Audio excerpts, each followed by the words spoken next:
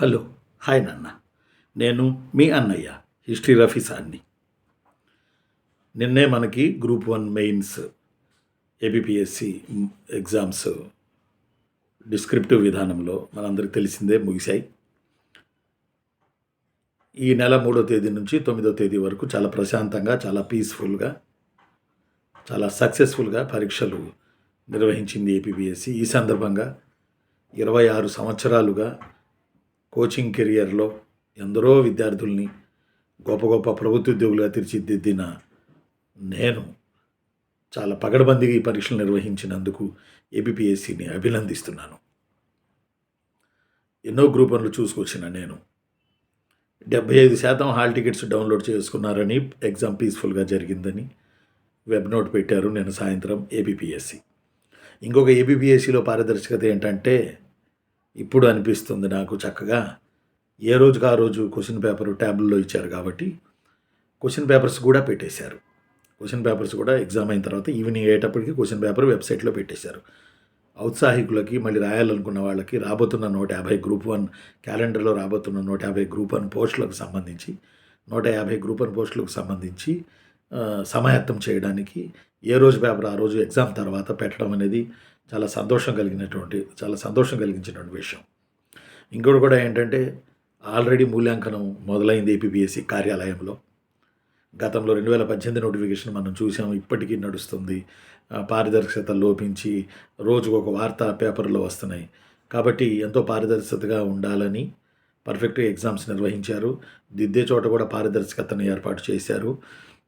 దిద్దే చోట మీన్స్ దిద్దించడానికి మంచి అనుభవం కలిగిన ప్రొఫెసర్లను తీసుకోవడం చేశారు. ఆల్రెడీ మూల్యాంకనం జరిగిపోతుంది.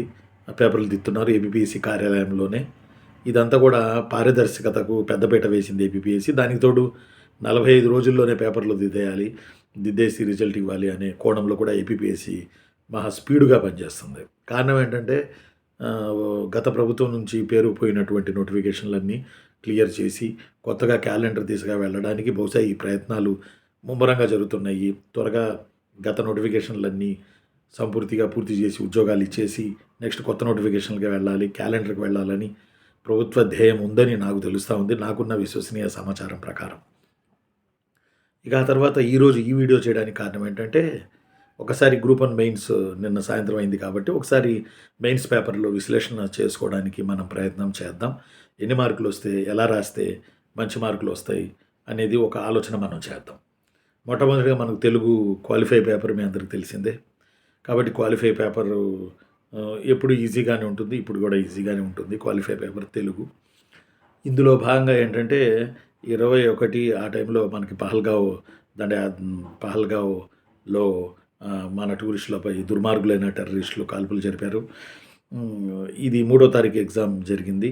ఇది కరెక్ట్గా 10 రోజుల ముందు టెర్రరిస్టుల దాడులు జరిగాయి పహల్గావ్లో. తెలుగు పేపర్లో ఒక వ్యాసం కింద ఈ క్రింది అంశాలలో ఒకదానికి 200 పదాలకు తక్కువ కాకుండా వ్యాసం రాయండి. 10 మార్కులకి 3 ఇచ్చారు, 4 ఇచ్చారు, 4గిట్లో ఒకటి రాయాలి. అందులో పెహల్గావ్ ఉగ్రదాడి అని కూడా ఇచ్చారు. కరెక్ట్ 10 రోజుల్లో 10 రోజుల తర్వాత జరిగిన ఉగ్రదాడి జరిగిన 10 రోజుల తర్వాత జరిగిన మన ఏబిపిఎస్సి గ్రూప్ 1 తెలుగు పేపర్లో ఒక వ్యాసం, చిన్న వ్యాసంలో పహల్గావ్ దాడి, మాతృభాషలో విద్యాబోధన, ఆన్లైన్లో విద్యా విధానం, యువతపై సోషల్ మీడియా ఎఫెక్టు, ఈ 4గిట్లో ఒకటి రాయమన్నారు. అంటే చూడండి అప్ టు డేట్ ఏబిపిఎస్సి ఎంత అప్డేట్ ఉందో, పేపర్లు ఇచ్చేవాళ్ళు ఎంత అప్డేట్ ఉన్నారు. 10 రోజుల తర్వాత జరిగిన ఈ ఎగ్జామ్లో 3వ తారీఖు జరిగిన జనరల్ తెలుగు ఎగ్జామ్లో పహల్గావ్ దాడి అడిగారు. అంటే చూడండి ఎంత ఏబిపిఎస్సి ఎంత అప్డేట్ ఉందో.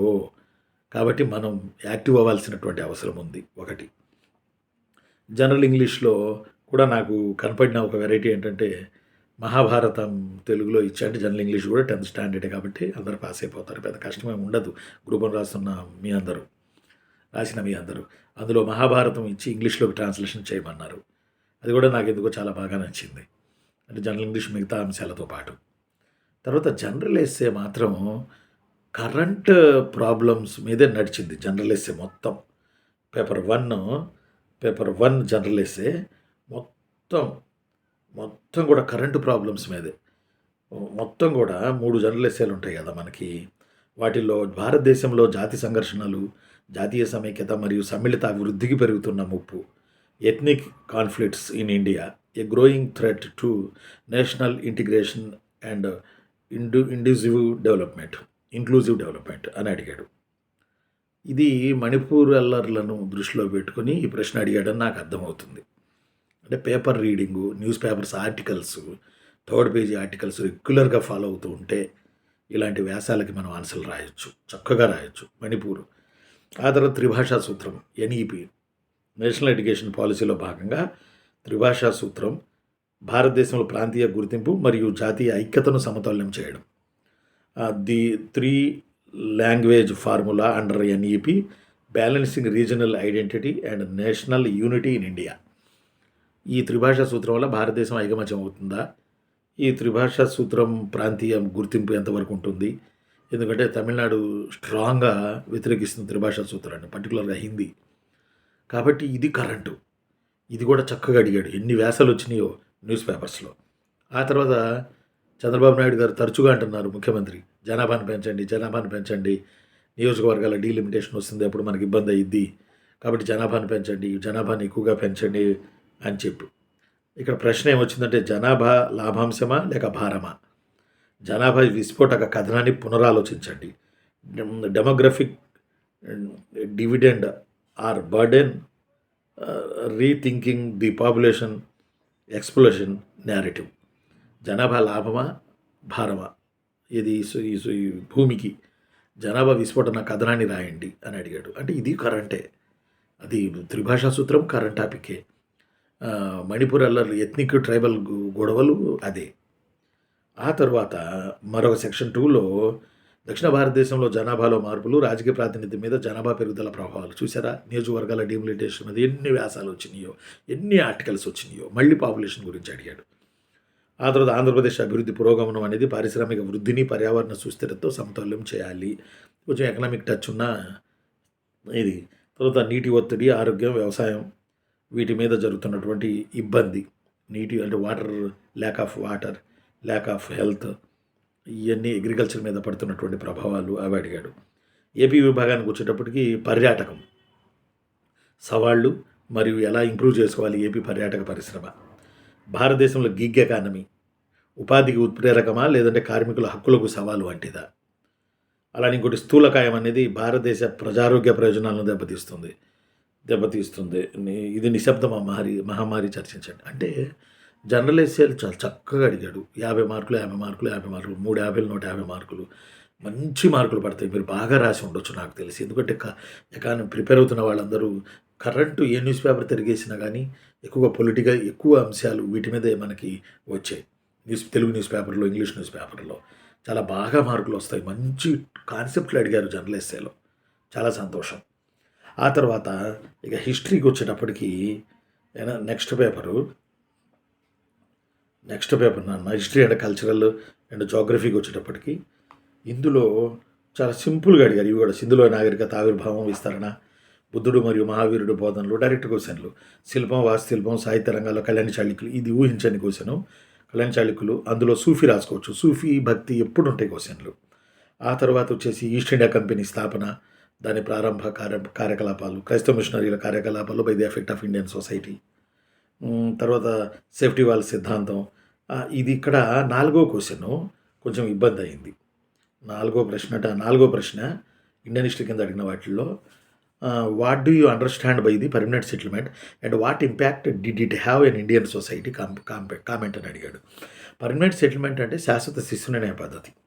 రెండో క్వశ్చన్ ఏం అడిగాడు, what do you understand by the safety valve theory explain in the context of the Indian national Congress.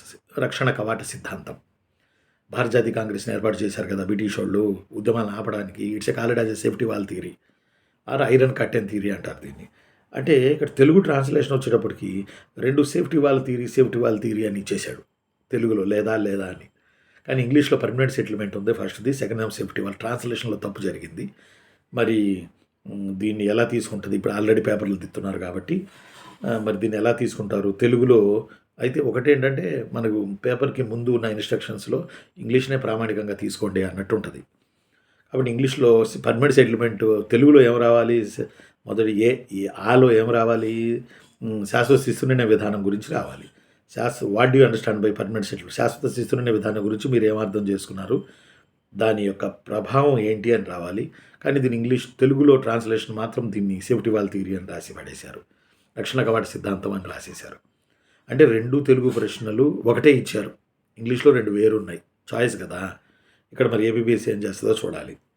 అలా ఇవ్వకూడదు కదా. మరి ట్రాన్స్లేషన్ మరి 2 ఒకటి ట్రాన్స్లేషన్ జరిగిపోయింది. సేఫ్టీ వాల్ థియరీ జరిగిపోయింది, పర్మనెంట్ సెటిల్మెంట్ వదిలేశారు ఇంగ్లీష్లో. అది తెలుగులో రాలే. ఆ తర్వాత మీ కాంగ్రెస్ మితవాద నాయకుల పాత్ర, మహాత్మా గాంధీ యొక్క ఉద్యమాలు, ఆ తర్వాత ఏకంగా విభజన దగ్గరికి వెళ్ళిపోయాడు ఏపీ హిస్టరీకి వచ్చేటప్పటికి. లాస్ట్ చాప్టర్ ఇది విభజన ఉంటుంది. గ్రూప్ 1 మెయిన్స్లో విభజన ఉంది, మెయిన్స్లో ఉంది, ప్రిలిమ్స్లో కూడా ఉంది. విభజన చట్టం, దానికి సంబంధించిన అంశాలు. విభజన తర్వాత ఆంధ్రప్రదేశ్ రాష్ట్రం రాజధాని హైదరాబాద్ను కోల్పోవడం వల్ల ఎదురైన ప్రభావం.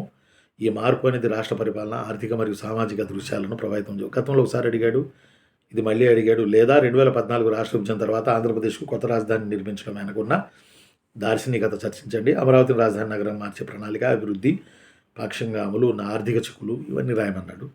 తర్వాత ఆంధ్ర ప్రజలు మరియు ఆంధ్ర భాష యొక్క మూలాలకు సంబంధించిన కథనాలు, నాగులు, పుండ్రలు, పులింద్రులు, శబరులు, మూతిబలు, ఇలా వీళ్ళందరి గురించి రాయాలి. మంచి క్వశ్చన్ ఇది. స్టార్టింగ్ ఏపీ హిస్టరీలో ఉంటుంది ఇది. వీళ్ళందరితో ఆంధ్ర అనే పదం ఎలా వచ్చింది, ఆంధ్ర అంటే ఏంటి, శాతవాహన అంటే ఏంటి, జాతి అంటే ఏంటి, ఆ తెలుగు భాష ఎలా పరిణామక్రమం చెందింది, how did for trade routes, what are the various stories about the origin of Andhra people and the Andhra language. మంచి క్వశ్చన్ బాసు. అలానే రెండోదేమో బుద్ధిజం గురించి అడిగారు. బౌద్ధ మతం విదేశీ దూర వాణిజ్యాలకు ఎలా ఉపయోగపడింది అనేది. ఆ తర్వాత వచ్చి కాకతీయుల పరిపాలనలో శైవ సంప్రదాయాలు అడిగారు, శైవ మత శాఖలు. వరంగల్ కోట గురించి రాయమన్నారు, ఒక జర్నలిస్టేలాగా, ఒక చిన్న జర్నలిస్టేలాగా. ఆంధ్ర ప్రాంతం యొక్క విద్య యొక్క పెరుగుదల, విస్తరణ, మిషనరీలు role in AP education system on the time. After that Andhra ప్రాంతంలో సంబంధించిన సామాజిక చైతన్యానికి చెందిన ప్రక్రియకి అంశాలు, అంటే 19th century social reform movement. తర్వాత పెద్ద మనుషుల ఒప్పందంలో అంశాలు, ఈ తెలంగాణ ప్రాంతం సంకోచాలు ఎంతవరకు సంతృప్తిపరచగలిగాయి, లేదా 69 నాటి తెలంగాణ ఉద్యమంలో ప్రధాన సమస్యలు లేవనెత్తడంలో విద్యార్థుల పాత్ర రాయండి. సింపుల్గా ఉంది, చక్కగా అన్ని డైరెక్ట్ క్వశ్చన్లు, ఇండైరెక్ట్ క్వశ్చన్ లేవు హిస్టరీలో. నాకు తెలిసి 150 మార్కులు హిస్టరీలో కరెక్ట్గా రాస్తే 130, 140 మార్కులు కూడా వస్తాయి ఈ పేపర్లో. చక్కగా నీటుగా సుందరంగా ఇచ్చాడు హిస్టరీ పేపరు. ఆ తర్వాత పాలిటీ పేపర్ వచ్చేటప్పటికి general essay, history, culture, general essay, paper English, polity and constitution, government and law and ethics అని ఇచ్చాడు. ఈ పేపర్ కూడా చక్కగా రాయొచ్చు, డైరెక్ట్ ప్రశ్నలు వచ్చాయి. అయితే ఈ పేపర్లో ప్రధాన అంశాలు ఏంటంటే కరెంట్ పోయింది. ఈ పేపర్లో ప్రధాన అంశాలు ఏంటంటే మీరు గమనించాల్సింది ఎక్కువ కేంద్ర రాష్ట్ర సంబంధాల మీదే వచ్చినాయి క్వశ్చన్లన్నీ. ఏ విభాగం అయినా కానీ, సెక్షన్ 1, సెక్షన్ A, సెక్షన్ 3 ఏదైనా relations between central and state relations, అది ఫైనాన్స్ కావచ్చు, అది అడ్మినిస్ట్రేషన్ కావచ్చు, అది లా కావచ్చు, ఏమైనా కావచ్చు. దీంతోపాటు న్యాయ వ్యవస్థ క్రియాశీలత, యాక్టివిటిజం ఆఫ్ ఏది మన లా, మన కోర్ట్స్, న్యాయ వ్యవస్థ, జ్యుడిషియరీ సిస్టమ్, వీటి గురించి ఎక్కువ. పాలిటీలో ఎక్కువ ఇవే అడిగాడు. నైతికత మీద ఏదో గుప్తుల కాలంలో పరిపాలన ఎలా జరిగింది, అశోకుడి ధమ్మ ఏంటి, ఇలా రాయండి అని చెప్పి ఒక ప్రశ్న వచ్చింది. దీంట్లో ఎక్కువ relation between central and state ఎక్కువ అడిగాడు క్వశ్చన్లు అన్నీ మ్యాక్సిమం. తర్వాత జ్యుడిషియరీ సిస్టమ్ మీద ఎక్కువగా క్వశ్చన్లు వచ్చినాయి ఇది పాలిటీ వచ్చేటప్పుడు. ఇది బాగుంది పేపరు. ఆ తర్వాత ఎకానమీ వచ్చేటప్పుడు మాత్రం దర్దళ్ళాడిచ్చింది. అంటే ఎకానమీ నేను కూడా డిగ్రీలో చదివాను, కానీ ఎకానమీ డిగ్రీలో చదివింది అంత గుర్తుండకపోవచ్చు కానీ నాకు. బట్ ఎకానమీ మొత్తం సబ్జెక్టివ్ అడిగాడు ఎక్కువగా. సబ్జెక్టు కమ్ ప్రస్తుతానికి ఎలా రిలేటెడ్ చేస్తారు అనే క్వశ్చన్లు అన్నీ అవే ఎకానమీ. కాబట్టి ఏపీలో మాత్రం ఎకానమీ చంద్రబాబు నాయుడు గారు ఎప్పుడు అంటున్నట్టుగా PPP model, private and public partnership model కలిసి వ్యవసాయ రంగాన్ని అభివృద్ధి చేయడం, పారిశ్రామిక రంగాన్ని అభివృద్ధి చేయడం, సాఫ్ట్వేర్ పరిశ్రమలు, రోడ్లు, భవనాలు వీటన్నిటిని డెవలప్ చేయడం, కంపెనీలు తీసుకురావడం, ప్రభుత్వ ప్రైవేట్ భాగస్వామ్యానికి ఎక్కువ చంద్రబాబు నాయుడు గారు ఇంపార్టెన్స్ ఇస్తున్నారు. అది ఏపీ భాగంగా త్రిబుల్ పీ మోడల్ అడిగాడు. మొన్న వచ్చిన త్రిబుల్ పీ మోడల్ ఇది వేరు, ఉన్నోళ్ళు లేనోళ్ళకి దాన ధర్మాలు చేయడం. ఈ పీపీపీ వేరు, ఆ పీపీ వేరు, ఆ పీపీపీ అడిగాడు, అదొకటి అడిగాడు. ఇక ఏపీకి వచ్చేటప్పటికి ఏంటంటే science and technology, 5th paper science and technology వచ్చేటప్పటికి ఏంటంటే కరెంటే ఎక్కువ అడిగాడు, డైరెక్ట్ ప్రశ్నలు అడిగాడు. ఇందుకు మించి రాజమండ్రిలో ఒక సైంటిఫిక్ ఇన్స్టిట్యూషన్ దాని గురించి రాయండి అన్నాడు. రాజమండ్రిలో ఒకటి NCCRI సంథింగ్ ఏదో ఇచ్చాడు. దాంట్లో ఉన్నటువంటి సైంటిఫిక్ అంశాలు, దాని డెవలప్మెంట్, అది ఎలా ఉపయోగపడుతుంది అనేది ఒకటిను. ఏపీలో ఉన్న వైజ్ఞానిక సంస్థల గురించి రాయండి అన్నాడు. ఇట్లా కొంచెం ఏపీని ఎందుకో మొత్తంగా చూస్తే ఎకానమీ కానీ, దాన్ని ఏపీ హిస్టరీ కానీ, దాన్ని సైన్స్ అండ్ టెక్నాలజీ కానీ ఏపీకి ఇంపార్టెన్స్ చాలా తక్కువ ఇచ్చాడు. ఏపీ విభాగంలో కూడా ఇండియన్ క్వశ్చన్లు ఇచ్చాడు. భారతదేశానికి సంబంధించిన క్వశ్చన్లు ఎక్కువ ఇచ్చాడు. ఏపీ విభాగంలో కూడా ఏపీఏ ఇవ్వాలి కదా, కానీ చాలా బాగున్నాయి. జర్నలిస్ట్ అయితే కేక భలే రాయొచ్చు, మంచి మార్కులు సాధించవచ్చు. మీరైతే నాకు తెలిసి ఈ పేపర్లన్నీ ముచ్చటగా ఉన్నాయి, చాలా బాగా. ఎకానమీ మాత్రం కొంచెం అట్లా సోసోగా ఉంది, బట్ మిగతావన్నీ చాలా బాగా అద్భుతంగా రాయొచ్చు. పాల్గాం దాడి తెలుగు పేపర్ చూడగానే నేను 3వ తారీఖు సాయంత్రం పాల్గాం దాడి అది ఎంత అప్డేట్ ఉందో ఏపీపీఎస్సీ అనిపించింది నాకు. నిజంగా ఏపీపీఎస్సీకి మనం చేతులెత్తి మొక్కాల్సినటువంటి అవసరం ఉంది ఈ సందర్భంగా. కాబట్టి పేపర్లు బాగున్నాయి, మంచి మార్కులు తెచ్చుకోవచ్చు. ఎకానమీలో కొద్దిగా తగ్గుతాయేమో కానీ, సైన్స్ అండ్ టెక్నాలజీలో కూడా కొద్దిగా తగ్గుతాయేమో కానీ, పాలిటీ, హిస్టరీ, జనరల్ ఎస్సే బాగా మార్కులు స్కోర్ చేసుకోవచ్చు. ఎస్, సైన్స్ కూడా చేసుకోవచ్చు. ఎకానమీ మరి పిల్లలు ఏం చదివారో నాకు తెలియదు కానీ, బట్ ఎకానమీలో కూడా సబ్జెక్టివ్ రాస్తే మంచి మార్కులు వచ్చేటటువంటి అవకాశాలు ఉన్నాయి. కాబట్టి ఏపీపీఎస్సీ యుద్ధ ప్రాతిపదికన పేపర్లన్నీ మూల్యాంకనం దిద్దుతుంది. ఆల్రెడీ స్టార్ట్ చేసేశారు. ఆల్రెడీ యూనివర్సిటీ ప్రొఫెసర్లనే ఈసారి పిలిచారు, ప్రొఫెసర్ లెవెల్ ఉన్న వాళ్ళనే పిలిచారు. అందరినీ ఏరి కోరి ఎలాంటి ప్రాబ్లం రాకుండా, ఎలాంటి విమర్శలు రాకుండా, ప్రీవియస్లో వచ్చిన విమర్శలు చూస్తూనే ఉన్నాం మనం, పేపర్ల నిండా నడుస్తూనే ఉన్నాయి. ప్రతిరోజు సీరియల్ లాగా ఈనాడు పేపర్లో మనకు వస్తూ ఉంది. కాబట్టి ప్రీవియస్ ప్రభావం పడకుండా, ఇది అలాంటి వార్తలు రాకుండా చాలా జాగ్రత్తగా ఏపీపీఎస్సీలోనే పిలిపించి అక్కడే పేపర్లు దిద్దించడం అనేది మంచి శుభపరిణామం. అయితే ఈ సందర్భంగా నాకు కొంతమంది రాత్రి పిల్లలు రిక్వెస్ట్ చేశారు. అంతకుముందు కూడా హిస్టరీలో కొన్ని ఇంపార్టెంట్ క్వశ్చన్లు చెప్పండి అన్నారు, కానీ నాకు టైం లేక నేను అవి చెప్పలేకపోయాను, నన్ను క్షమించండి. కొన్ని ఇంపార్టెంట్ క్వశ్చన్లు 20-30 చెప్పండి సార్, గతంలో మీరు చెప్తే వచ్చినాయి, మళ్ళీ మాకు ఆ గురి ఉంది మీ మీద అన్నారు, కానీ నాకు టైం చిక్కల. అయితే గ్రూప్ 1 పేపర్లు దిద్దుతున్నటువంటి ప్రొఫెసర్లకి యాజ్ అసిస్టెంట్ ప్రొఫెసర్గా నేను చేసుకునే విన్నపం, ప్లస్ 26 ఏళ్ల నుంచి కాంపిటేటివ్లో నేను పాఠాలు చెబుతూ ఎంతోమంది ఈరోజు రాష్ట్ర స్థాయిలో డిపార్ట్మెంట్లకి హెడ్లను తయారు చేసిన కోచింగ్లో సొంత డబ్బా కాదు ఇది, చేసిన వాడిగా ఈ పేపర్లు దిద్దుతున్నటువంటి ప్రొఫెసర్లకి నేను చేతులెత్తి మొక్కేది ఏంటంటే, మీరు ఇంగ్లీషు తెలుగు అని తేడా చూపికండి దయచేసి. తెలంగాణ రాష్ట్రంలో ఇప్పటికీ అది జరుగుతూ ఉంది, ఆ ఉద్యమం జరుగుతుంది. తేడా చూపించారు, చాలామందికి తగ్గించారు, ఇంగ్లీష్ వాళ్ళకి ఎక్కువ మార్కులు వేశారు, ఇంగ్లీష్ మీడియంలో రాసిన వాళ్ళకి అని చెప్పి దయచేసి ఆ తేడా చూపించొద్దు. బాగా రాస్తే చక్కగా మార్కులు వేయండి. తెలుగు ఇంగ్లీష్ అనేం కాదు, మాతృభాష ముఖ్యం. గ్రూప్ 1 రాసేవాళ్ళు ఎలా రాస్తారంటే, ఏ భాషలో సౌలభ్యం ఉందో వాళ్ళకి ఆ భాషలో చక్కగా రాయడానికి ప్రయత్నం చేస్తారు. డిస్క్రిప్టివ్ అంటే వర్ణన, డిస్క్రిప్టివ్ విధానం కనుక. కాబట్టి నేనేం చెప్తానంటే, దిద్దున్న వాళ్ళకి నా విజ్ఞప్తి ఏంటంటే, రిక్వెస్ట్ ఏంటంటే, ఇంగ్లీషు తెలుగు తేడా చూపించకుండా ఏపీపీఎస్సీ ఇచ్చి బ్లూ ప్రింట్ని తీసుకుని ఇస్తారు కాబట్టి మీకు దిద్దేటప్పుడు ఆ బ్లూ ప్రింట్ చూసుకుంటూనే, మీరు ఆ సబ్జెక్ట్లో ఎక్స్పర్ట్స్ కాబట్టి మీరు కొంత స్వేచ్ఛ తీసుకుని ఆ సబ్జెక్ట్లో రాసిన వాళ్ళకి మంచి మార్కులు వేయండి. హిస్టరీకి తక్కువ, లేకపోతే జర్నలిస్ట్కి ఎక్కువ, ఎకనామిక్స్కి ఎక్కువ, లేకపోతే సైన్స్కి తక్కువ, పాలిటీకి తక్కువ, లేకపోతే ఎక్కువ, ఇలా కాకుండా మీరు చక్కగా నీటుగా కొద్దిగా, మీకు సలహా అని కాదు, అడ్వైస్ కాదు, రిక్వెస్ట్, విన్నపం, నా వినతి, ఇంగ్లీష్ తెలుగు తేడా చూపించకుండా చక్కగా మొత్తం చదివి చక్కగా మార్కులు వేయండి. వాడు కాబోయే గ్రూప్ 1 ఆఫీసర్లు రాష్ట్రాన్ని పాలిస్తారు, రాష్ట్రంలో పేదలకి సహాయ సహకారాలు అందిస్తారు. గ్రూప్ 1 జాబు టాప్ జాబు, కొన్నాళ్ళకి డిప్యూటీ కలెక్టర్, ఇప్పుడు డిప్యూటీ కలెక్టర్ అయితే కొన్నాళ్ళకి కన్ఫామ్ కలెక్టర్ అవుతారు. మా కూర్మనాథ్ అలాగే అయి ఉన్నారు, డిజాస్టర్ మేనేజ్మెంట్ బోర్డు డైరెక్టర్ ఇప్పుడు కూర్మనాథ్ గారు, ఆయన గ్రూప్ 1 నుంచే వెళ్ళారు. కాబట్టి ఇలా ఉన్నారు. మా మా మా ఆర్జేడీగా పనిచేసిన ఇప్పుడు 10th క్లాస్ బోర్డ్స్ మీద కస్తూరిబా మీద స్టేట్ హెడ్ ఉన్నారు, కస్తూరిబా స్కూళ్ళ మీద మా దేవానందరెడ్డి నా స్టూడెంటు. అలానే మన ఈయన సుబ్బారెడ్డి ఉన్నారు మన స్టూడెంటు. ఇంకా మళ్ళీ ఎన్టీఆర్ సమ్ కృష్ణాలోను డిస్ట్రిక్ట్ పంచాయతీరాజ్ ఆఫీసర్ అరుణ మన అమ్మాయి ఉన్నారు, మన దగ్గర కోచింగ్ తీసుకున్న అమ్మాయి. కాబట్టి నేనేమంటానంటే, ఆ రోజు నుంచి నేను చూసుకుంటూ వస్తున్నా, పాఠాలు చెప్పుకుంటూ వస్తున్నాను. కాబట్టి తెలుగు ఇంగ్లీష్ తేడా చూపించకుండా మీరు చక్కగా సమానంగా బాగా రాస్తే మార్కులు వేయండి. చక్కగా బాగా రాస్తే ఏ భాష అయితే ఏమి, చక్కగా మార్కులు వేయండి. 45 రోజుల్లోనే రిజల్ట్ ఇవ్వడానికి ఏపీపీఎస్సీ పూర్తి చేయడానికి ఆ పనిలో బిజీగా ఉంది ఏపీపీఎస్సీ. నిజంగా గ్రూప్ 2 కూడా 1:2 తీసుకుని చేస్తూ ఉన్నారు. గ్రూప్ 2లో కూడా ఆ జనరల్ ర్యాంకింగ్ లిస్టు పెడితే బాగుండేది. ఇంకా ఏబీపీఎస్సీ పారదర్శకత ఇంకా పెరిగేది. ఎవరికి ఎంత ర్యాంక్ వచ్చింది, ఎన్ని మార్కులు వచ్చినాయి అని చెప్పి పెడితే బాగుండేది. తెలంగాణ రాష్ట్రంలో గ్రూప్ 2కి పెట్టినట్టుగా, ఫస్ట్ టైం రిజల్ట్‌లో పెట్టినట్టుగా. మరి మనకేమో ఆ సంప్రదాయం రిజల్ట్ తర్వాత పెట్టే సంప్రదాయం మనకు ఉన్నట్టుంది. ఏది గత ప్రీవియస్‌లో. కానీ జీఆర్ఎల్ కూడా పెట్టేస్తే గ్రూప్ 2కి అసలు ఇంకా ఇంకా పారదర్శకత ఏబీపీఎస్సీకి పెరుగుతుంది. ఏబీపీఎస్సీకి సాల్యూట్ చేయొచ్చు. బాగా సాల్యూట్ గట్టిగా చేయొచ్చు. మా పిల్లలు గ్రూప్ 2 పిల్లలు ఎన్ని మార్కులు వచ్చినాయో తెలియట్లేదు. అంటే కీ చూసుకున్నారనుకోండి గానీ, బట్ వాళ్ళ జనరల్ ర్యాంకింగ్ సిస్టమ్ ఇవన్నీ తెలిస్తే మళ్ళీ వాళ్ళు కూర్చొని చదవడానికో, లేకపోతే ప్లాన్ బికి వెళ్ళడానికో చూసుకుంటారు.